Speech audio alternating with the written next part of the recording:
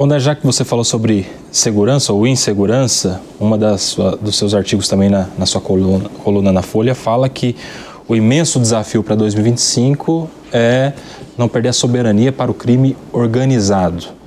Como você avalia esse momento de facções ultrapassando as fronteiras, o oceano e dominando territórios inteiros em algumas áreas do Brasil, por exemplo? Sua análise sobre esse momento de insegurança, já que insegurança no ano passado, por exemplo, a gente viu crescendo como uma das grandes preocupações do cidadão, ultrapassando outros pontos importantes, inclusive, que historicamente sempre eram recorrentes, saúde e outras questões mais, educação. A questão da segurança tomou uma proporção muito grande ultimamente. Olha, eu lembro que no começo do século XXI, eu usei muito com os alunos uma trilogia do Manuel Castells, que era a Sociedade Rei de Poder da Identidade, né? E ele dizia, quando ele estava analisando o uso de rei, o livro é de 98, 99, por aí. Lá naquele momento, inclusive fez um Roda Viva na TV Cultura, quando ele veio aqui, essa obra foi muito usada, inclusive por mim, durante muito tempo. Ele falava lá, quando ele estava fazendo a relação entre grupos sociais e econômicos e redes sociais, internet, ele dizia que o crime organizado provavelmente seria o tipo de empresa que mais avançaria no uso das redes sociais, né? Ele faz uma espécie de profecia para quem está olhando hoje, né? Ele fala isso no final do século XX, no que ele acertou profundamente. Ele dá as razões. Não é contido por nenhum sistema legal, né? Submete o Estado à corrupção, certo? Não é submetido à corrupção do Estado, ele corrompe o Estado, ele estabelece, digamos, seus colaboradores, como se fala no mundo corporativo hoje, ele estabelece seus colaboradores em vários níveis do Plano Estado. Plano de carreira. Tudo, fidelização. Eu lembro que o Castells falava especificamente da fidelização, porque uma vez que você entrou no business, você não sai nunca mais. Porque senão matam você, matam sua família. Tem gente do poder judiciário trabalhando para eles. Então, naquele momento, eu lembro que o Castells faz uma estimativa de que o capital que circulava pelo mundo seria em torno entre 20% e 25% do capital internacional inteiro era do crime, né? E que nunca ia se conseguir resolver o problema do crime internacional organizado. No que eu concordo com ele, apesar de estar longe de ser um especialista nisso. O que eu escrevi na coluna, e eu já escrevi algumas vezes, eu tenho noção de que isso tem sido falado, é porque eu tenho a impressão, às vezes, que o Estado brasileiro, ele fica achando que o principal problema do Brasil é o Elon Musk, o Zuckerberg, o Bezos, sabe? Quando, na realidade, colocando o tema da soberania nesse meio, quando, na realidade, eu tenho uma viva impressão, e não só eu, muitos brasileiros têm no seu dia a dia, de que o principal problema de soberania no Brasil é o crime organizado, não é o Elon Musk. É o crime organizado. Ele engoliu parte do Estado, engoliu parte do mercado, tem profissionais trabalhando para eles em todos os níveis. Então, às vezes, eu fico com a impressão de que os agentes públicos, eles ficam como que jogando nossa atenção para coisas, para a realidade revelar a sua possível, quase total incompetência em resolver o problema do crime organizado, que eu não acho que é só do Brasil esse problema, tá? Eu não estou sendo vira-lata aqui, como dizia o Nelson Rodrigues, tá? Eu acho que esse é um problema internacional, inclusive do Brasil, né? Bastante. Eu acho que o Estado brasileiro tem sido muito disfuncional nesse aspecto. Então, por isso que eu escrevi essa coluna. Eu escrevi essa coluna basicamente para falar dos desafios que eu vi em 2025. Nenhum deles sendo resolvido em um ano só. E eu acho esse o maior desafio para a soberania, porque eu acho que a tendência do país é virar um narco-estado. Grande preocupação. Yuri, sua vez. Voltando totalmente à pergunta da felicidade, acho que é um tema tão valioso, porque a gente confunde o que é felicidade, o que é alegria, e muitas vezes a gente coloca o termo felicidade para qualquer coisa, né? É igual amar, né? Eu amo a minha esposa, eu amo café, como gatos. Então, fica tudo, exato, fica tudo mesmo na mesma caixa, né? Fica tudo muito mesclado. E acho que até existem contradições até mesmo na pesquisa que foi falada, porque o Brasil é o país mais feliz do mundo, mas ao mesmo tempo mais ansioso. Então, concretizar um pouco todo esse processo de o que é a felicidade, o que é a alegria para as pessoas e como que você vê isso em você e que as pessoas possam também encontrar dentro delas, porque todo mundo busca uma coisa que é a felicidade, que muitas vezes acho que nem sabem exatamente o que é a felicidade, mas sabem muitas vezes o que é o sentimento de alegria, o sentimento de bem-estar, muitas vezes, ou até mesmo o sentimento de tristeza. Como é que você vê esse processo todo, tanto para você quanto socialmente falando? Antes de tudo, eu acho que a palavra felicidade, na realidade, descreve hoje uma mercadoria que é bastante trabalhada no marketing, certo? Na propaganda, tudo mais. Que se transformou num gancho de queixa bastante grande no mundo psi, certo? Totalmente. As pessoas muitas vezes buscam formas de psicoterapias, entendendo que essas formas de psicoterapias devem produzir felicidade. Né? Eu lembro quando eu estava em formação em psicanálise, e eu ainda pensava que ia ser psicanalista, né? Tive algumas experiências na faculdade e me levaram a perceber que eu não tinha jeito para psicanalista. A minha mulher é psicanalista, então hoje eu vejo claramente que eu não tinha jeito para ser psicanalista. Porque eu lembro que tinha uma piada que circulava na instituição, eu passei por umas 3 instituições ao longo da formação, que era a seguinte: o paciente está quase se matando, a análise vai muito bem. Né? Quer dizer, o processo analítico, essas terapias que são mais longas, né?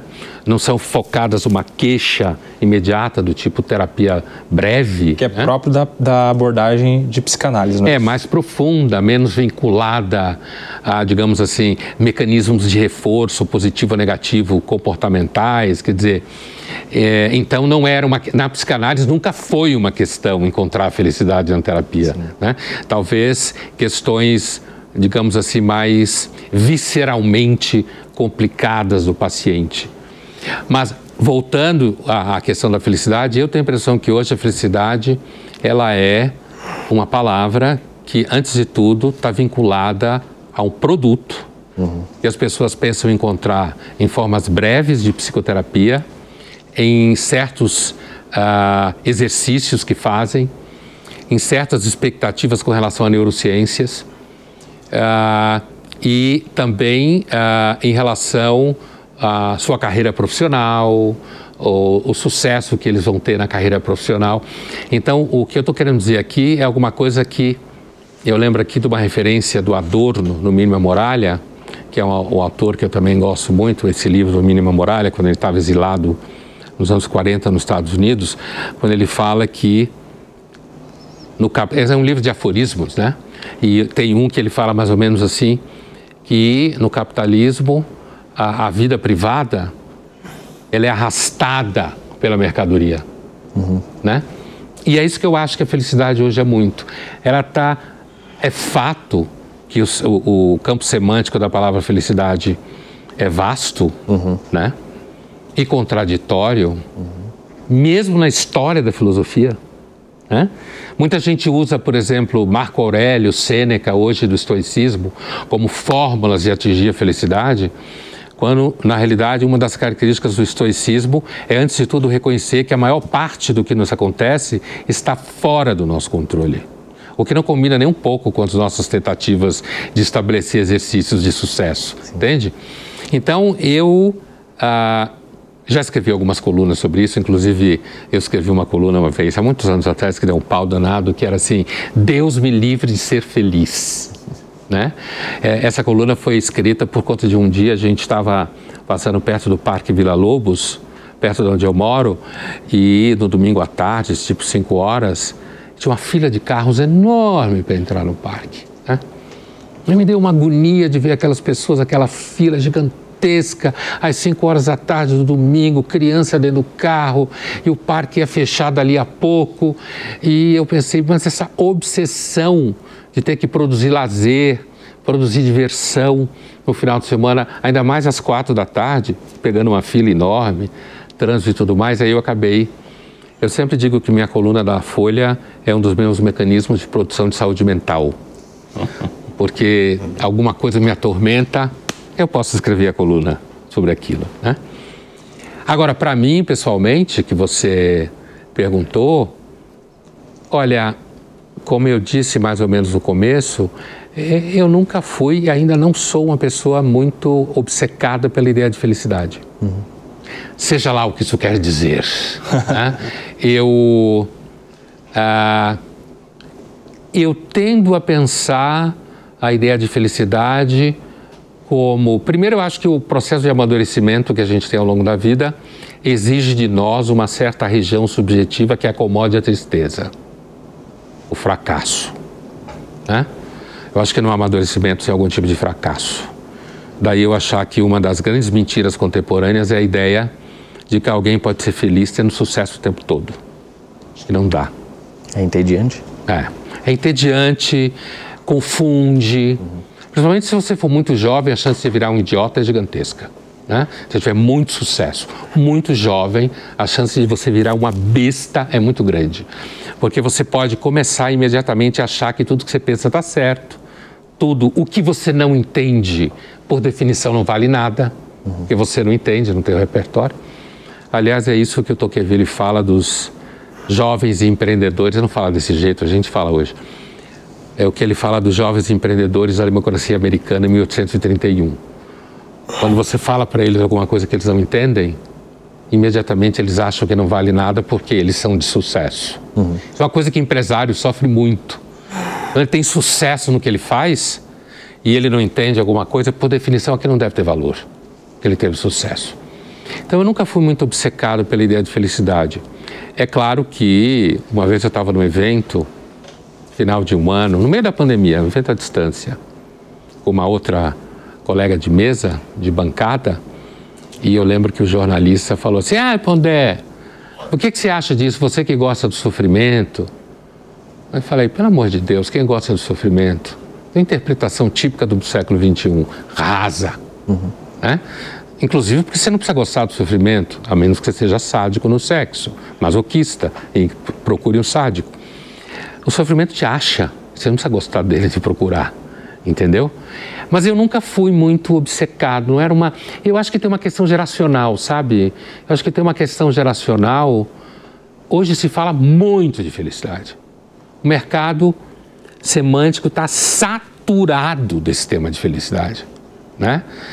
E eu entendo que a minha geração, eu nasci em 59, a minha geração, ela ainda não foi tomada por essa obsessão de felicidade. Por essa ideia de que a felicidade é alguma coisa que você projeta e vai encontrar numa quarta-feira daqui 7 anos e meio. Se você fizer tudo certo no processo. Sim, ou que é um direito. O rito. Hã? Ou que é um direito, né? Isso então, meu amigo, isso é o fim da picada. É uma proposta de emenda à Constituição para garantir no artigo 5º o direito à felicidade. Aqui no Brasil? Aqui no Brasil. Só falta essa. Aqui no Brasil. Proposta de alguns anos atrás.